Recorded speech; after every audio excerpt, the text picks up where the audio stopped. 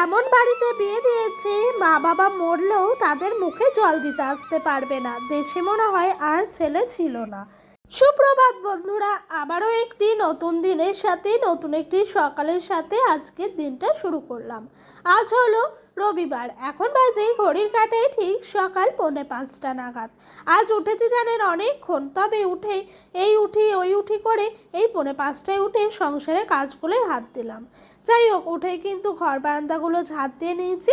এখন দেখেন কালকেকার রাতে যে সমস্ত বাসি বাসনপত্রগুলো ছিল সেগুলোকে কুয়োর পাড়ে রেখে এলাম।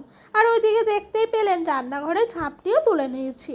এদিক দিয়ে দুয়োর ঘরে মারুলি জলটাও দিয়ে দিচ্ছি। আজ অনেকটা তাড়াতাড়ি উঠেছি, তাই কাজগুলো ধীরে সুস্থে করার চেষ্টা করছি।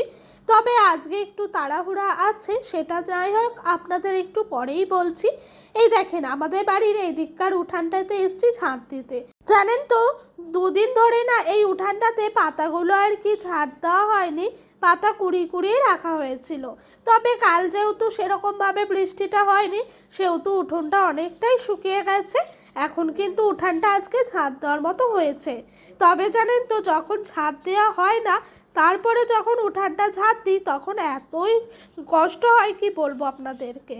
আর তার সাথে ভিজে মাটি, ঝাঁট দিতে গেলে জানেন তো কাদাগুলো ঝ্যাঁটার মধ্যে লেগে যায়, মানে ওই ঝ্যাঁটার ডগটি দেখতে পাচ্ছেন ওইখানে। আর তখন জানেন তো ঝ্যাঁটাটা ভারী হয়ে যায়, উঠানটা ঝাঁট দিতেও অনেকটা সময় লেগে যায়। যাই হোক, আপনাদের সঙ্গে গল্প করতে করতে দেখেন এইদিকে কিন্তু আমি কালকেকার রাতে যে সমস্ত বাসি বাসনপত্রগুলো ছিল সেগুলোকে অলরেডি মেজে নিয়েছি। তবে এই কালির হাঁড়িটিকে লাস্টে মাজবো বলে রেখে দিয়েছি। কালির হাঁড়িটি মাজতে একটু বেশি সময় লাগে জানেন। তবে এই হাঁড়িটি আপনারা আমার পুরনো ব্লগগুলো দেখলে বহুবার দেখেছেন। তবে এই কালির হাঁড়িটিতে আর রান্না করি না, কারণ কি জানেন তো, হাঁড়িটি না ফুটো হয়ে গেছিল। তবে এখন যেহেতু বর্ষাকাল, সেহেতু জানেন তো সার্ফ ছাই বুলিয়ে হাঁড়িতে রান্না করলে সেই হাঁড়ির থেকে কালি খুব একটা ভালো উঠবে না। তাই আর কি আমার শাশুড়ি মা বলছে আমি কাঠে রান্না করছি, এটা আটা বুলিয়ে আমি ঠিক করে নেব। তবে জানেন তো আমি আবার পারি না, ওই আটা দিয়ে রান্না করতে বেশ বেরিয়ে যায়। তো উনি কদিন ধরে কাঠে করছে ভাতটা, তাই এই হাঁড়িটিতেই করে। আর প্রত্যেক দিন এটি রান্নার পর আর মাজি না, একেবারে পরের দিন সকালবেলা এই হাঁড়িটি মেজে নেয়। তো যাই হোক, এখন মেজে নিচ্ছি হাঁড়িটি। আর ওই দিক দিয়ে ডোডো ঘুমের থেকে উঠে গেছে। এরই মাঝে আমার শাশুড়ি মা সমস্ত রান্নাবান্না করেছে। আজকে রান্না করেছে বলতে শাক করেছে, কুমড়োর শাক, আর করেছে তোমার পিস পিস করে কুমড়ো ভাজা। আর আজকে সকালে এগুলোই খাওয়া দাওয়া করবো জানেন। তবে আজকে সকালে বাসি বিছানা থেকেই ডোডো বলছে মা চলো দিম্মার বাড়ি। আর ওর যাওয়ার থেকেও কদিন ধরে মা বারবার বলে যাচ্ছে আয় কদিন বেরিয়ে যা।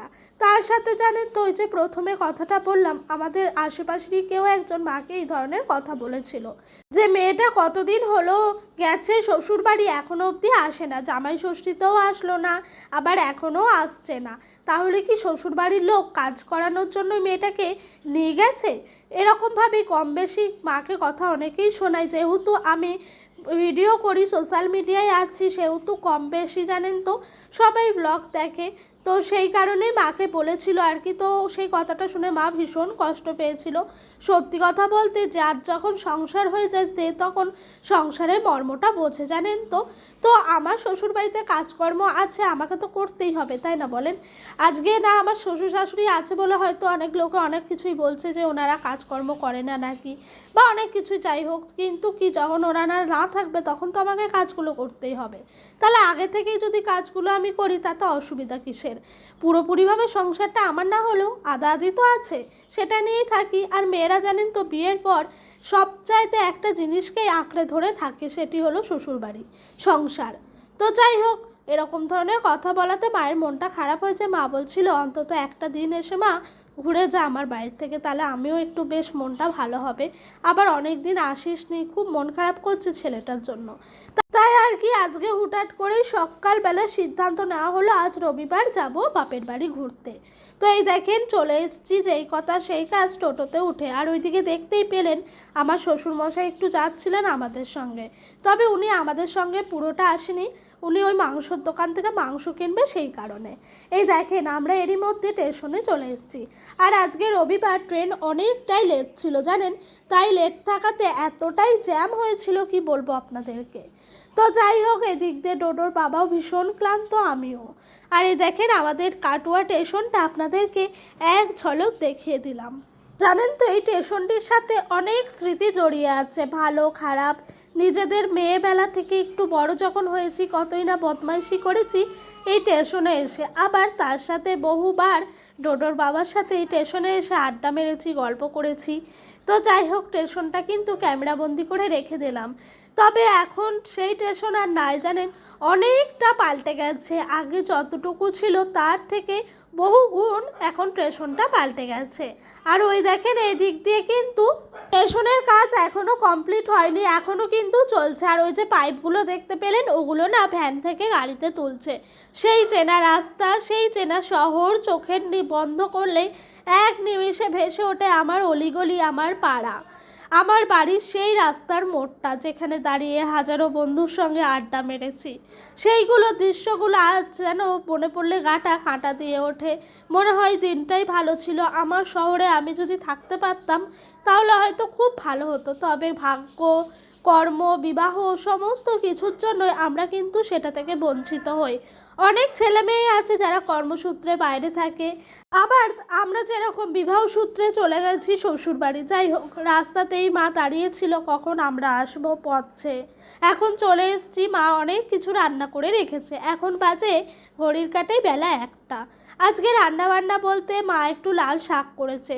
কেন জানেন, কালকে আমার মায়ের একাদশী ছিল, আজ দ্বাদশী। মা একবার বলেছিল ফোনে যে আজকে ফুলকপি আলুর তরকারি করেছি। আমি সেটি শুনে খুব মন চেয়েছিল খেতে, তবে মাকে বলিনি, ডোডোর বাবাকেই বলেছিলাম। সেই কথাটিও মা ঠিক মনে রেখে দিয়েছে। আজ দেখুন ফুলকপি আলুর তরকারি করেছে। সত্যি জানেন, এই পৃথিবীতে এই এতটা বয়সে এসে যা বুঝলাম, মা ছাড়া কেউ নিঃস্বার্থভাবে ভালোবাসে না। সে স্বামীই বলেন, সন্তানই বলেন। শুনতে কথাটা তেতো লাগলেও এটা কিন্তু একদম বাস্তব কথা। পৃথিবীতে মা ছাড়া আর কেউ নিঃস্বার্থভাবে ভালোবাসে না। যাই হোক, এই দেখেন এইদিকে কিন্তু এসে খাওয়া দাওয়া করে মা ডোডোর জন্য একটু ফ্রিজে এই যে আইসক্রিমটি রেখেছিল। তবে ডোডো এখনই খাবে বল আইসক্রিম। ওকে মা ফোনে বলেছিল, তুমি যখন আসবে ভাই তোমায় আমি বল আইসক্রিম খাওয়াবো। প্রথমে আমরা খুলতেই পারছিলাম না, একবার আমি খুলতে চেষ্টা করছি, একবার ডোডোর বাবা চেষ্টা করছে, কেউ কিন্তু আর খুলে উঠতে পারছিলাম না। তবে শেষমেশ আমিই খুললাম, জানেন। তবে এইগুলোর ব্যাপারে একটু বেশ এক্সপিরিয়েন্সটা আমার বেশিই ছিল। যাই হোক, এই দেখেন এইদিকে ডোডো বসে পড়েছে বল আইসক্রিমটি খেতে। খাওয়া হয়ে গেল ওর। এরপরে একটু শুয়েছিলাম, তারপর বিকেলে একটু রাস্তায় গিয়েছিলাম। গিয়ে আসার পর মা বলছে সন্ধ্যাটা দিই। তবে আমি মাকে বললাম, না মা, দিতে হবে না, আমিই দিই। জানেন তো, বিয়ের আগে না ভাবতাম যে মা করুক কাজগুলো, আমি একটু শুয়ে বসে থাকি, ফোনটা ঘাঁটি। তবে এখন বিয়ের পর শ্বশুরবাড়ি গিয়ে সংসারের কাজগুলো করাতে এটুকু বুঝতে পেরেছি যে সংসারের কাজ করতে গেলে প্রচুর কষ্ট হয়। তখন কিন্তু মনের মধ্যে একটাই কথা ভেবে রেখেছি যে আমার মা কত কষ্ট করে সংসারের কাজগুলো করত। তখন বুঝতেই পারতাম না, তবে এখন হাড়ে হাড়ে টের পাই। তো বলতে জানেন তো, যতটুকু পারি বাপের বাড়ি এসে শুয়ে বসে থাকি না। আর আমি প্রত্যেকটা মেয়েকে একটাই কথা বলবো, তোমরা বাপের বাড়ি গেলে অন্তত শুয়ে বসে রেস্ট না করে মায়ের হাতে পুরোটা না পারো অল্প অল্প করে কাজ করে দিও। এতে করে মাও রেস্ট পাবে, এতে করে দেখবে নিজের মনটাও শান্তি পাবে। আমরা দিনের পর দিন শ্বশুরবাড়িতে অন্যর মাকে নিজের মা বলে কতই না কিছু করে দিই, অসুখ বিসুখ সমস্ত জিনিস আমরা দেখভাল করি। তবে যে আমাদেরকে ছোট্টবেলা থেকে লালন পালন করে বড় করলো, পড়াশোনা শেখালো, মানুষ চিনতে শেখালো, সেই মানুষটিকেই আমরা বড় হয়ে আর সেই কাজের উপকার করি না। হ্যাঁ, সেটা অবশ্যই নিজের পরিস্থিতির চাপে হয়তো আমরা চাই, তবে বিয়ের পর ওই যে সংসার, সন্তান, স্বামীর জন্য আর সে পিছু পেরে মায়ের জন্য কিছু করা হয়ে ওঠে না।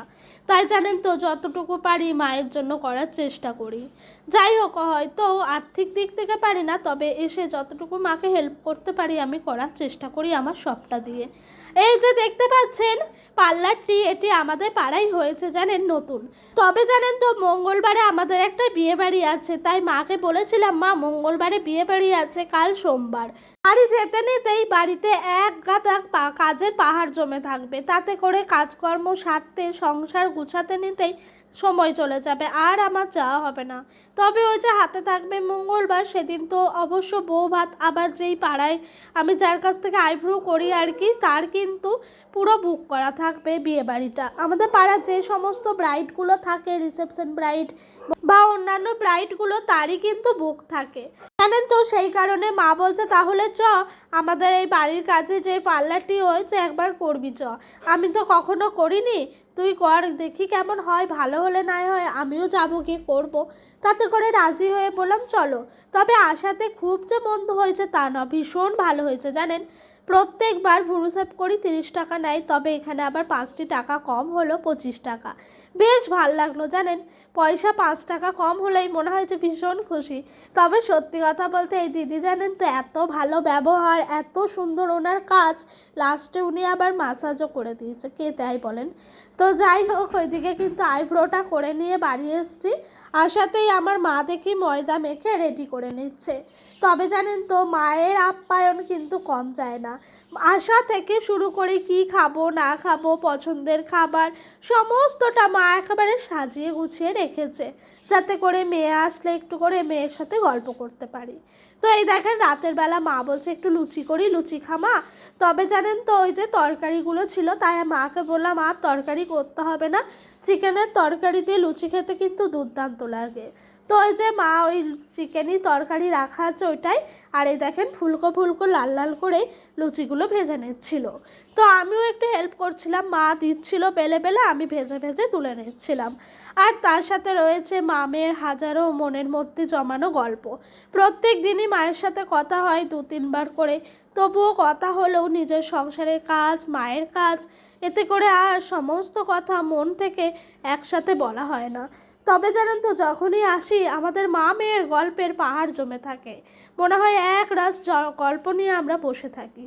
তো যাই হোক, এই দেখেন এই লুচিগুলো এখন ভেজে নিচ্ছি। তাহলে চলেন, লুচিগুলো ভাজতে ভাজতে আজকের মতো এখানেই বিদায় নিচ্ছি। আপনাদের আমার ভিডিওটি কেমন লাগলো অবশ্যই জানাবেন।